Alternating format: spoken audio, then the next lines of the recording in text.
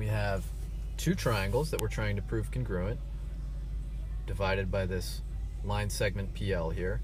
So it's triangle PKL and triangle PML, or I could say PLM and PLK. What do we know? So this is what we should do first, is just try and identify everything that's given to us. So we know that these two purple sides, the two line segments PK and PM, are congruent to each other because they marked the diagram for us. So they marked it congruent. So that's one piece of information we know. And what is that? Well, that's a congruent side. What else do we know? Well, we have a right angle here, and since this is a straight line, we know that these two angles here have to be supplementary. So if this one happens to be 90 degrees, this one is 90 degrees, and we know by axiom 4 that all right angles are congruent.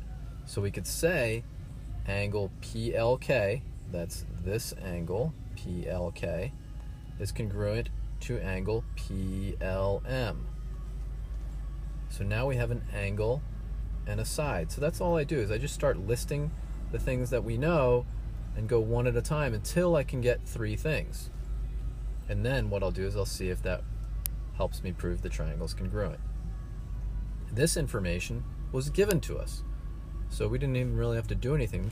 We just had to identify it. So what else do we know about this diagram? Well, we know there's a shared side here. This PL is in both triangles. So that is the shared side. So we could say PL is congruent to PL.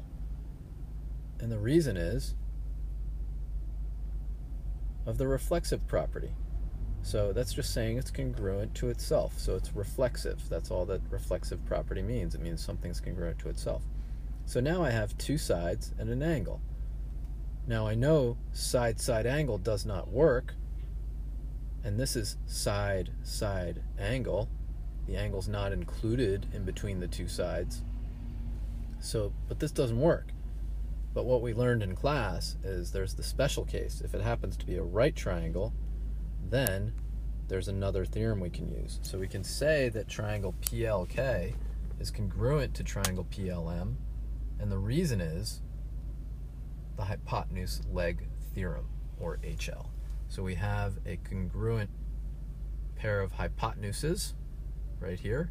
We have a congruent leg in each triangle, so a pair of legs that are congruent, and it's a right triangle. So hypotenuse leg theorem works. So that's that special case where side-side angle actually does work if it happens to be a right triangle. And the reason for that, like we studied in class, is you can always figure out the last remaining side of any right triangle thanks to Pythagoras and the Pythagorean theorem.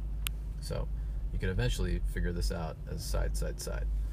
But hypotenuse leg is a really good shortcut, so make sure you're okay with this. Please let me know if you have any questions.